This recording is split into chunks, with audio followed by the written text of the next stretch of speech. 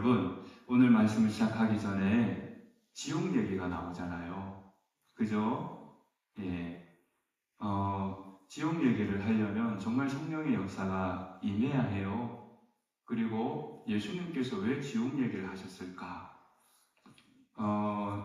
지옥 얘기를 잘 안 하죠, 요즘은 설교 중에. 근데 오늘 본문 말씀은 예수님께서 지옥 얘기를 하셨어요.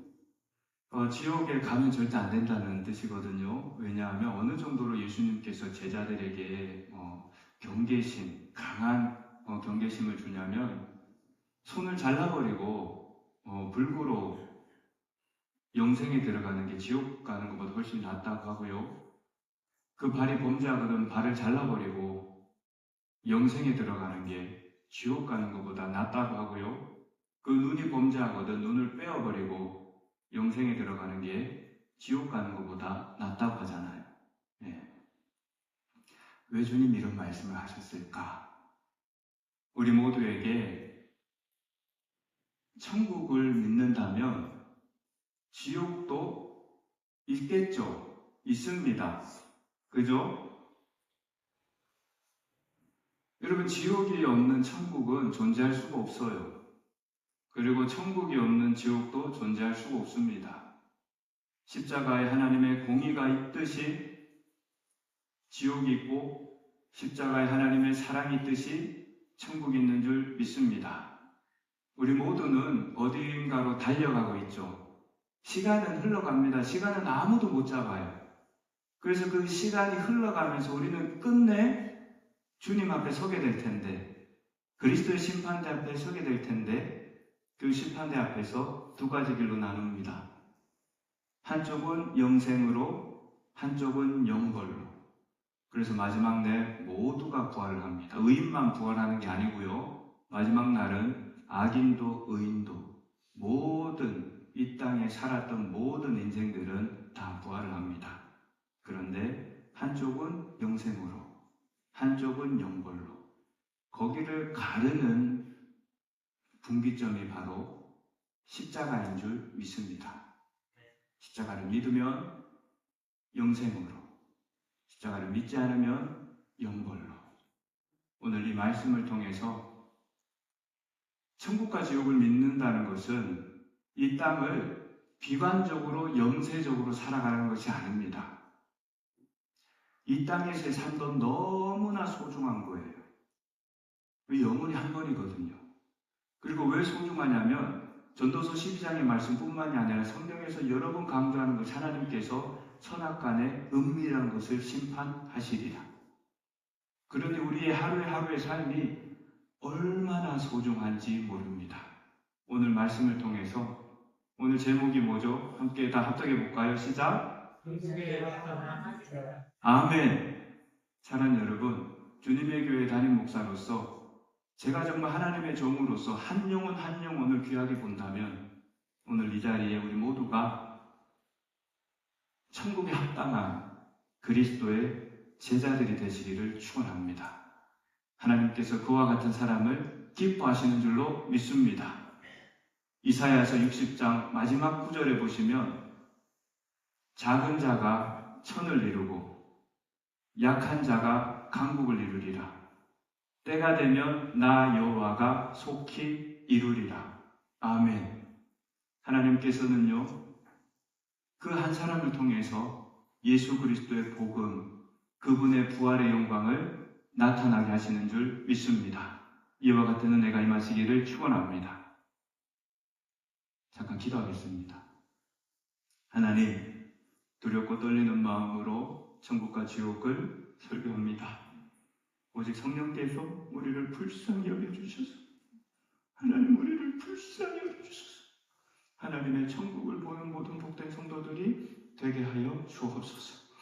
그 천국이 보이기 때문에 이 땅을 더욱더 힘있게 힘차게 주님 사명 감당하는 제자로 복음의 증인으로 그리스도의 사랑으로 살아갈 수 있도록 인도하여 주옵소서. 능력신 하나님 성령의 충만함을 간구하고 살아계신 우리 구주 예수 그리스도 이름으로 기도하옵나이다. 아멘. 자, 여러분 동상이몽 들어보셨죠? 동상이몽 한 침대에서 생각이 달라요. 그래서 잠언에 보면요, 야채를 먹으면서 화목한 것이 고기 먹으면서 싸운 것보다 낫다고 하잖아요. 아멘? 여러분 어떻게 하실래요? 여러분 고기 먹으면서 좋은 집에서 싸우면서 사시겠어요? 아니면 야채를 먹으면서 화목하며 사시겠어요? 제가 아침에 말씀을 준비하는데요, 어제 입술에서요 노래가 나오는데 어떤 노래인지 아세요? 힌트 드립니다. 복음성가도 아니고 찬송가도 아니에요. 제가 노래를 부르면서 옷을 입고 기분 좋게 준비했냐면, 비둘기처럼 화목한 사람들이, 제가 이게 갑자기 이게 한 번도 생각을 안 해봤거든요. 여러분도 안 들어봤죠? 들어본 적도 없고 불러본 적도 없죠? 근데 이게 사람의 그 잠재적인 이 기억력이라는 게 대단한 게 갑자기 이게 생각이 나요. 찾아보진 않았어요. 근데 이게 느낌이 그런 노래였던 것 같아요. 화목한. 비둘기 같은 사람들이 모여서 화목한 게 얼마나 복되는가. 제가 맞나요? 비둘기처럼. 혹시 아시는 분? 사람들이라면 우리 다들 평화의 상징인 비둘기처럼 다정한 사람들 되시기 축복합니다. 여러분, 왜냐하면 예수님께서 갈릴리를 지나가시고 무슨 일을 하셨어요? 예수님께서 그 아버지의 소원을 들어주셨잖아요. 내 믿음 없음을 도와주셔서. 믿음이 없음이 무엇이냐? 믿지 못한 자에게 능치 못함이 없다. 소원 들어주셨죠. 얼마나 감사해요. 그리고 안 들어주시면 어떻게 해요? 너 믿음 없군 하고 안 됐다고 예수님이 돌아서면 어떻게 해요? 할렐루야!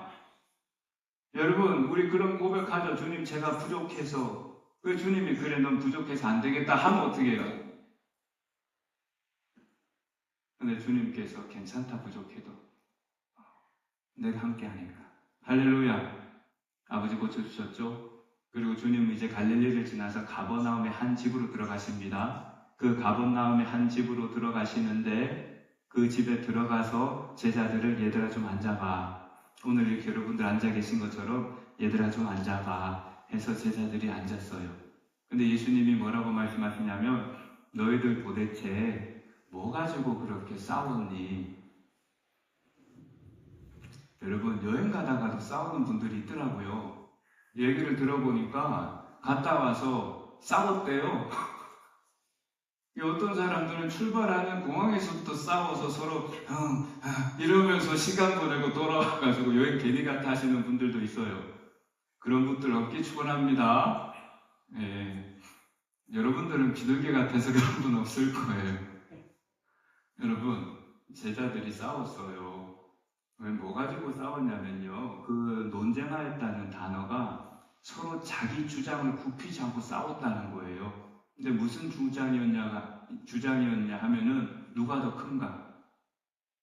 이제 예수님 영광 받으시고 예수님 큰 자리 하시면 누가 더 좋은 자리 할 것인가? 이 자기 주장을 굽히지 않고 싸웠어요.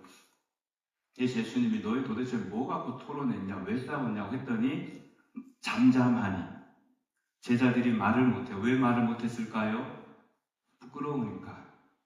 그렇잖아요. 그럴 때 있잖아요. 뭐 갖고 싸웠으니까 말 못해요. 부끄럽거든. 진짜 별거 아닌 거라서 이게 말하기도 부끄러워요. 제자들은 부끄러운 거예요. 그게 부끄러운 건 알아요. 말 못하는 건 부끄러워요. 죄는 부끄러워서 고백 못하잖아요. 그랬더니 예수님께서요, 그 제자들을 아시고 뭐라고 말씀하시냐면, 이제 중요합니다. 천국에 합당한 제자. 자, 성경을 한번 볼게요. 예수님께서 이렇게 말씀합니다. 자, 보세요. 자, 36절에 어린아이 하나를 데려다가 그들 가운데 세우시고 안으시며 제자들에게 이르시되, 이렇게 예수님이 아이를 데리고 안으시고요, 제자들에게 말씀하는 거예요. 누구든지 내 이름으로 이런 어린아이 하나를 영접하며, 곧 나를 영접하며, 누구든지 나를 영접하면 나를 영접하는 것이 아니고 나를 보내신 이를 영접함이라. 첫 번째로요, 천국에 합당한 제자는요, 섬기는 자리, 작은 자에게도 마음을 쓰는 하나님의 사람인 줄 믿습니다. 자기의 생각을 내려놓고 가장 작은 자도 귀하게 여기는 마음이에요. 아픈 사람, 가난한 사람, 병든 사람을 귀하게 여기는 마음. 그 어린아이에 대한 마음을 예수님께서 보내주셨죠. 그런데 왜 그런가 하면요. 그냥 하려면 안 돼요. 안 되거든요. 그런데 어떻게 하면 됩니까? 내 이름으로. 예수님의 이름으로 하라는 거예요. 예수님의 이름으로 세상에는 보잘것없어 보이는 사람도 귀하게 예수님의 이름으로 섬기는 사람. 그 사람이 하나님 나라의 제자도에 합당한 줄 믿습니다. 여러분, 교회는요, 가난한 사람을 귀하게 여겨야 하는 줄 믿습니다. 교회는 약한 사람을 귀하게 여겨야 돼요. 그래서 하나님 나라에 들어갈 때 예수님이 칭찬하잖아요. 참 잘했다. 너는 내가 벗었을 때 입혔고, 내가 헐벗을 때 먹였고, 내가 가난할 때 도왔고, 내가 갈 곳이 없을 때 너의 집에 들였다. 그랬는데 이 의인이 뭐라고 고백을 해요? 그렇죠. 내가 주님 아실 줄 알고 했습니다. 이렇게 고백을 안 해요. 제가 언제 그랬나요? 그렇게 고백을 해요. 왜 그럴까요? 본인도 생각을 못해요. 이게 상 받을 일인지. 여러분, 하나님 나라의 제자로 산다는 것은요, 저 멀리 있지 않아요. 여러분 옆에 한 분 있죠. 누군가는 있다니까요. 지금 도움이 필요한 사람. 누군가는 있어요. 여러분의 위로가 필요한 사람. 여러분의 돌봄이 필요한 사람. 우리 교회 안도 마찬가지지 않을까요? 그래서 하나님의 나라에 합당한 그리스도인은 정말 보잘것없어 보이는, 세상적으로는 진짜 가진 것 없고 보잘것없어 보이는 그 사람을 존귀 대접할 수 있는 사람이 되어야 하는 줄 믿습니다. 당시의 어린아이는 사람 수에 들지도 않았어요. 그러니까 가장 천대받는 사람 중에 대명사였어요. 제자들도 이렇게 말하죠. 요한이 예수께 여짜오되 선생님, 우리를 따르지 않는 어떤 자가 주의 이름으로 귀신을 내어 쫓는 것을 우리가 보고 우리를 따르지 아니함으로 금하였나이다. 지금 제자들은 이런 거예요. 제자들 사이에서는 누가 더 큰가 싸우는 거고, 그리고 무리들이 있을 거 아니에요. 당시 오늘날로 치면 이 교회가 많이 있잖아요. 내 교회 하고 있는 거예요. 여러분, 모든 교회는 다 주님의 몸된 교회인 줄 믿습니다. 여러분, 모든 교회는 다 흥하여야 해요. 내게 아니라니까요. 그래서 오늘 말씀의 제자들은 지금 이게 싫은 거예요. 다른 사람들이 어떤 다른 교회에서 복음을 전했는데 그 교회가 부흥하니까 싫은 거예요. 그래서 예수님의 이름으로 귀신을 쫓아내는 무리들을 금지시켰다는 겁니다. 예수님이 그렇게 하지 마라. 여러분, 반대만 안 해도 하나님의 나라는 회복됩니다. 여러분, 신앙생활은 내가 반대만 안 해도요, 하나님의 일은 이루어져 가는 줄 믿습니다. 오늘 예수님이 말씀하셨잖아요. 반대만 안 하면 나를 위하는 사람이다. 할렐루야. 이 일을 주님의 이름을 위해서 물론 죄를 짓자고 하면 반대를 해야죠. 그리고 그 일이 성경적이지 않는다면 자기의 욕망과 어떤 사람을 위해 사는 일을 하면 반대를 해야죠. 그런데 여기서 기도해보고 이게 하나님의 일이다. 이게 복음을 위하는 일이라. 그러면은 우리가 합심하여 한 마음으로 지원해야 하는 줄 믿습니다.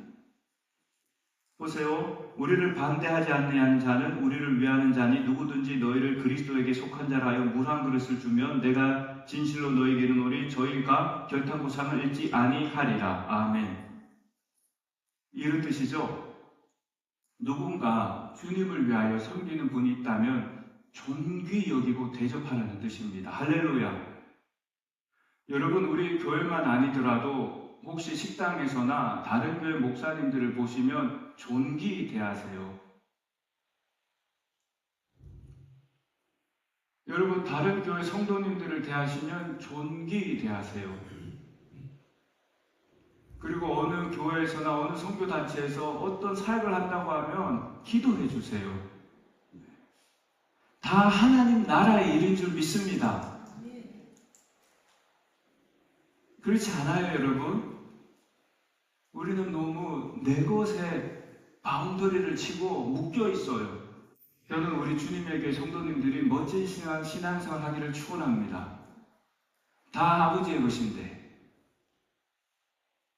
여러분 다 아버지의 것이잖아요. 네 거 내 것이 어디 있어요? 다 아버지의 것인데 저 교회도 내 거, 이 교회도 내 거, 다 아버지의 것인데 할렐루야.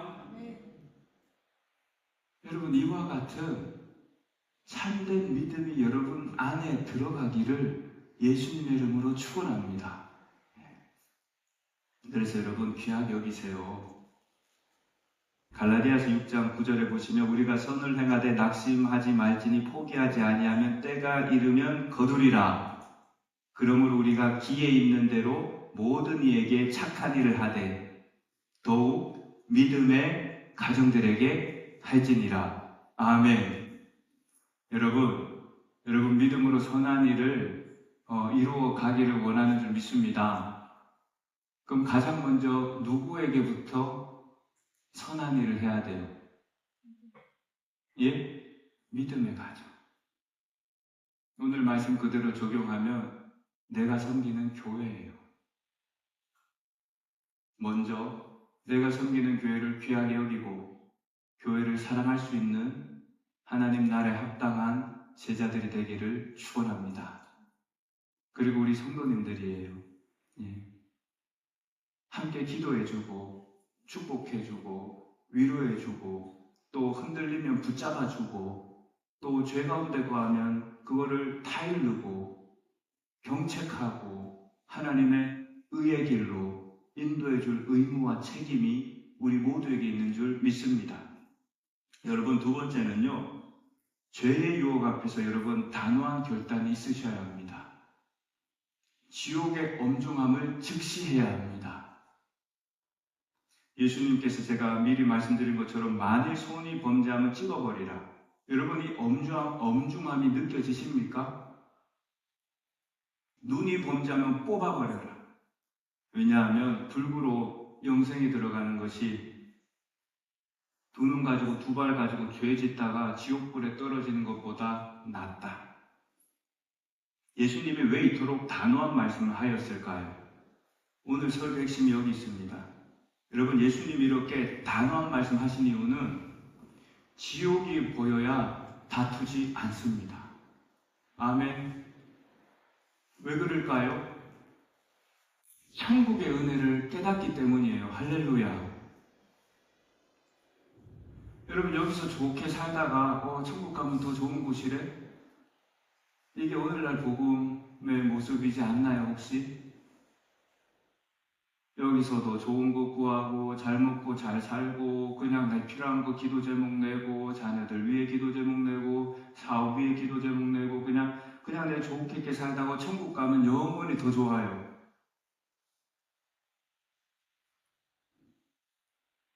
여러분 십자가가 온전해지려면 하나님의 공의가 먼저 세워져야 하는 줄 믿습니다. 여러분 우리가 진노의 자녀였다니까요. 모르다가 죽는 거예요. 히브리서 9장에 사람이 죽은 후에는 하나님의 심판이 있으리라. 요한계시록 20장에서는 이것을 둘째 사망이라. 너희 몸을 죽이는 자를 두려워하지 말고 너희 몸과 영혼을 지옥에 멸하시는 이를 두려워하라. 하나님께서는 선악간의 모든 것을 심판하시느니라. 여러분 진짜 은혜를 알려면요 진짜 심판이 느껴져야 돼요.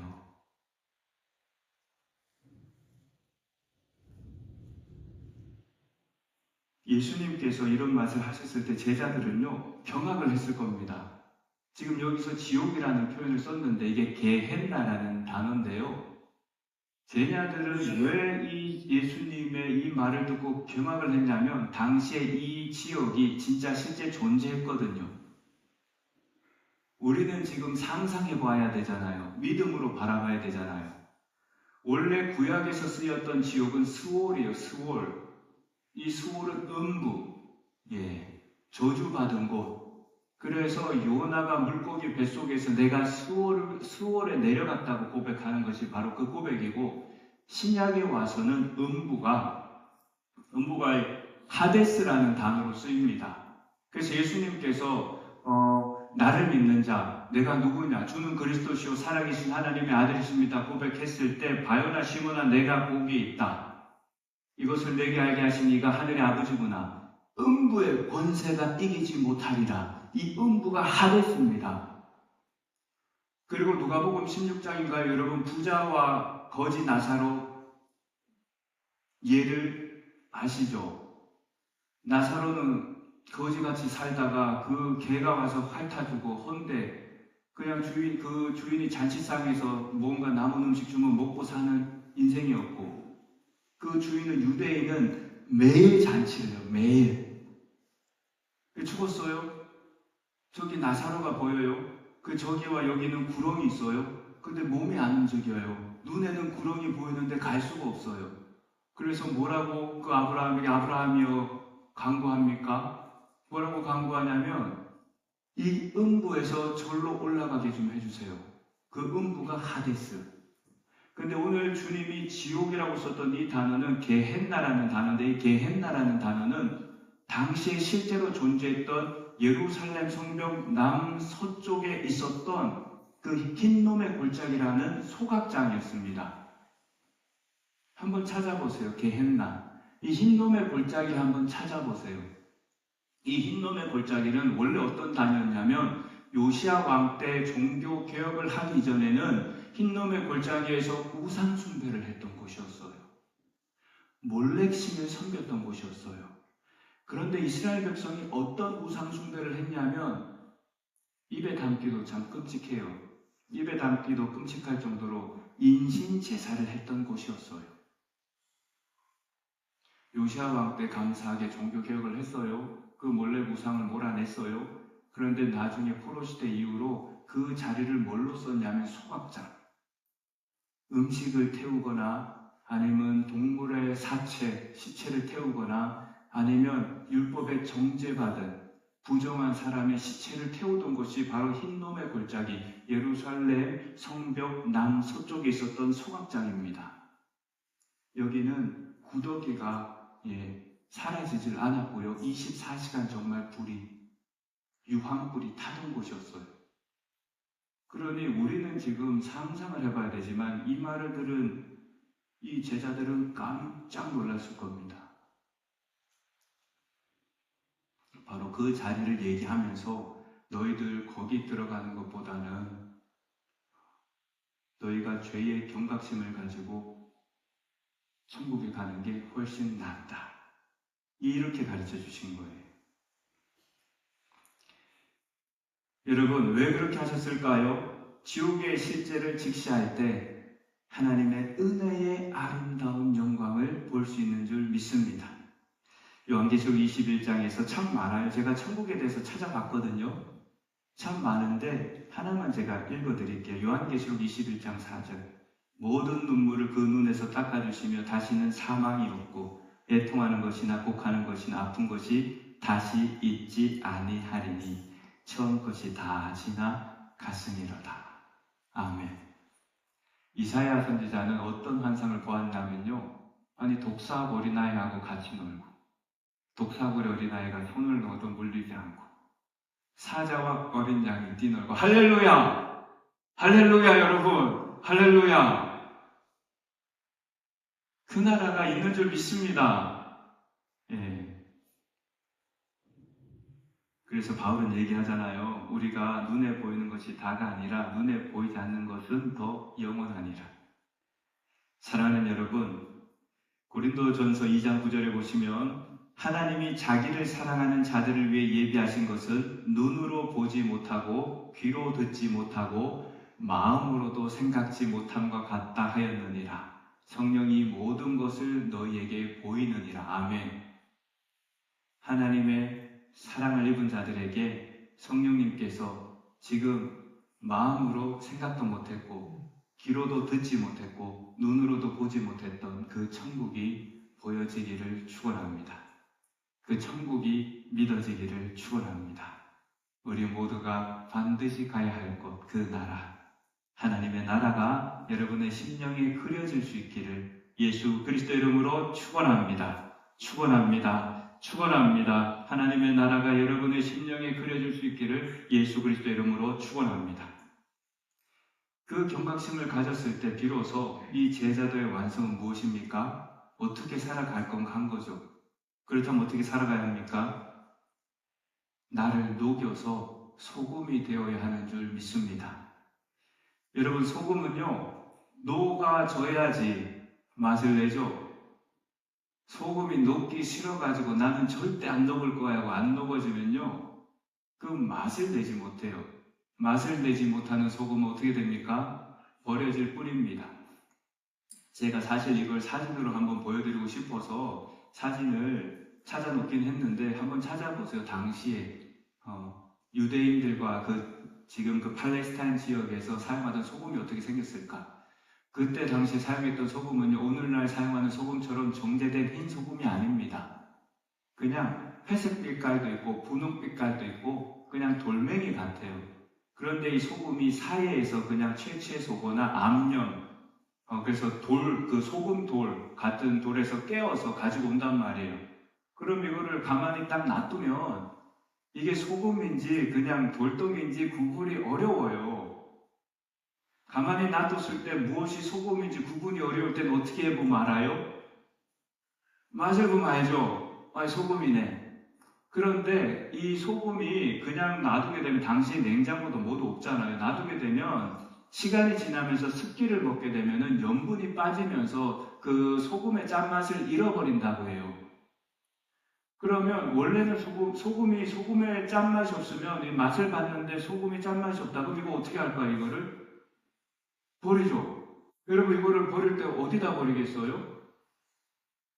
이걸 들고 가서 어디 귀한데 어디 소각장에 가서 버리지 않죠. 당시의 집을 생각해 보세요. 문은 열려 있어요.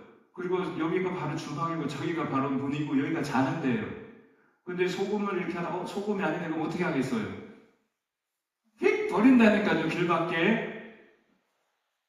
그러면 거기 길 밖에 지나가던 사람이 어떻게 해요? 그냥 밟고 지나가요.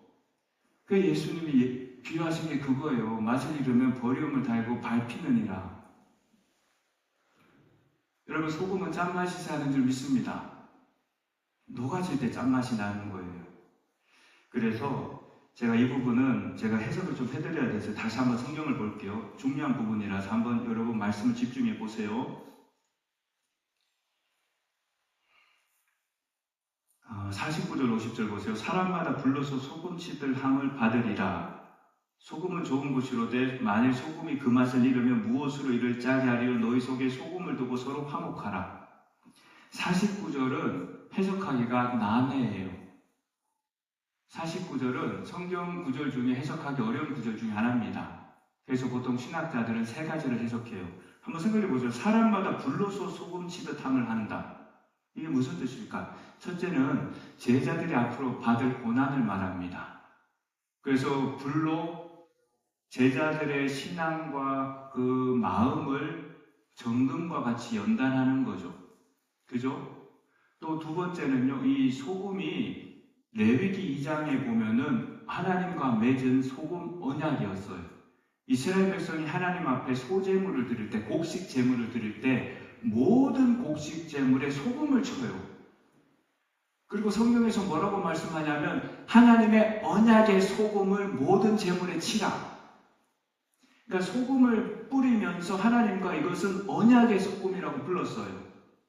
어떤 의미가 있냐면 이 소금의 용도와 합당하도록 변하지 않는 하나님의 신실한 언약을 대언하는 거죠. 그리고 세 번째 해석은 이 본문에 그대로 흘러가는 맥락을 따라서 사실 이 49절에 가르라는 왜냐하면이라는 접속사가 생략이 되어 있거든요. 우리말 번역에는. 그럼 보세요. 이렇게 됩니다. 거기는 구더기도 죽지 않고 불도 꺼지지 아니하느니라. 그러므로 사람마다 불러서 소금치듯 함을 받으리라. 소금은 이런 맛이다. 어떤 뜻이냐면 소금이 스며를 들잖아요. 지옥에는 불이 소금 치듯이 모든 사람에게 스며든다는 거예요. 그걸 어떻게 이겨내겠어요? 이 어머니. 이와 같이 소금도 그 맛이 있으려면은 스며들어가야 되니 이 소금의 맛을 내지 못하면 어떻게 돼요? 화목할 수 없다는 것입니다. 결론입니다, 여러분. 이런 뜻이에요. 자, 50절 보세요. 너희 속에 소금을 두고 서로 화목하라. 이게 하나님 나라의 제자도입니다. 여러분, 가정에서 화목하기를 원하십니까? 우리 주님의 교회 성도들이 화목하기를 원하십니까? 아멘. 여기 그러면 딴 데 가서 안 찾으셔도 돼요. 더 이상 유튜브에서 행복해지는 법 안 보셔도 되고요. 무슨 방법 안 찾으셔도 되고요. 사랑은 무엇일까 고민 안 하셔도 돼요. 오늘 하나님께서 하늘에서부터 우리에게 주시는 너희가 서로 화목하라. 어떻게 하면 화목해요? 소금을 가지고 화목하래요. 소금을 두고. 이건 어떤 뜻입니까? 내가 스며들면 된다는 거. 내가 낮아져서 저 사람에게 스며들면 된다는 거. 내가 저 사람을 나보다 더 귀한 사람으로 여기고 나보다 더 나은 사람으로 여기고 저 사람에게 스며든다면 이것이 그리스도인의 역할임을 믿고 내가 이 땅을 사는 날 동안 그리스도인답게 가정에서든 교회에서든 내가 낮은 자리로 저 사람에게 스며든다면 하나님께서 그 자리에 여러분 한 사람 한 사람의 그 그리스도인의 참 맛을 통하여 화목이 이루어지는 줄 믿습니다. 결론입니다, 여러분.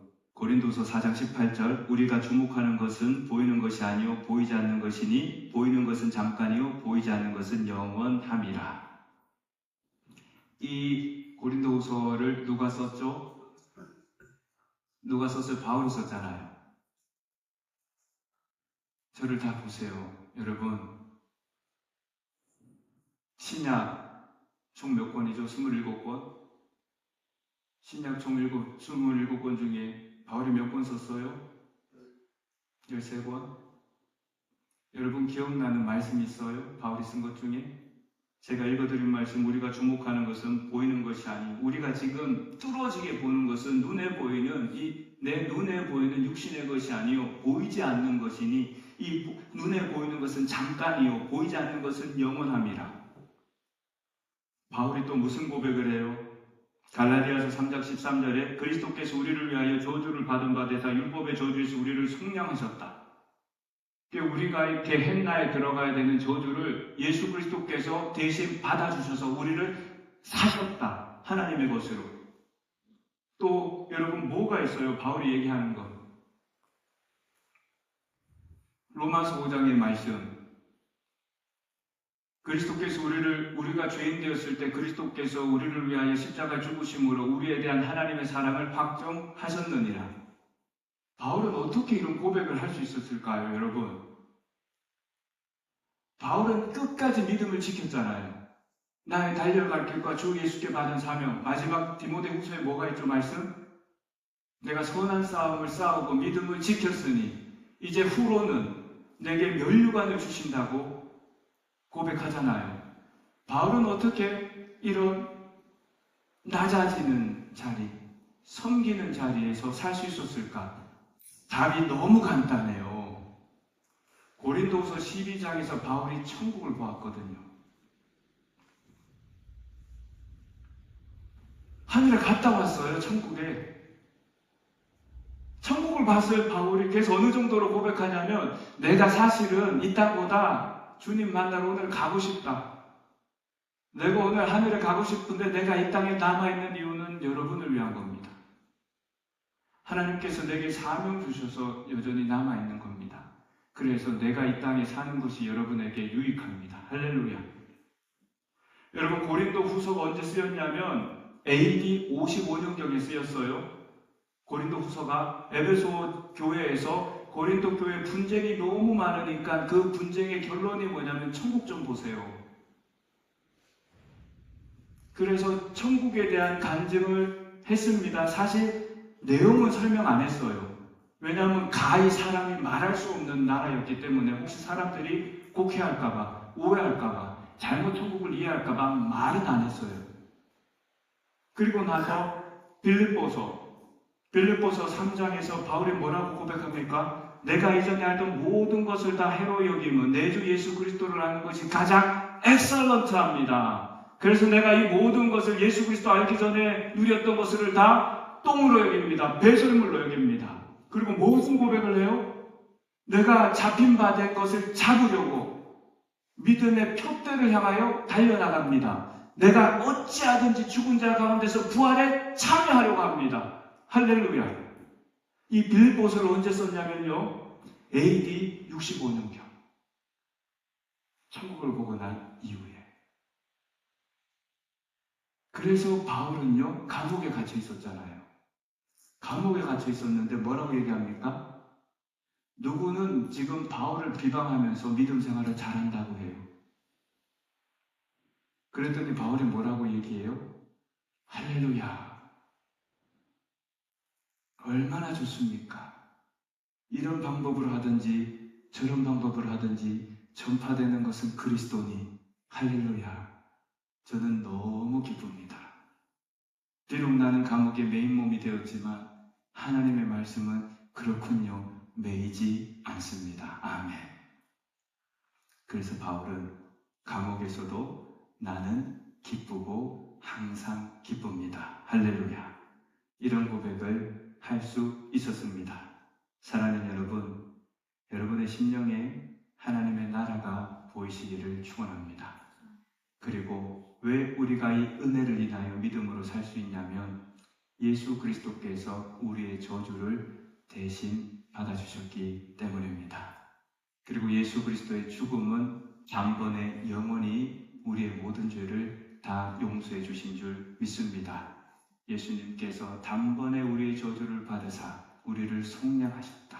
우리를 예수의 보혈의 피로 사셨다.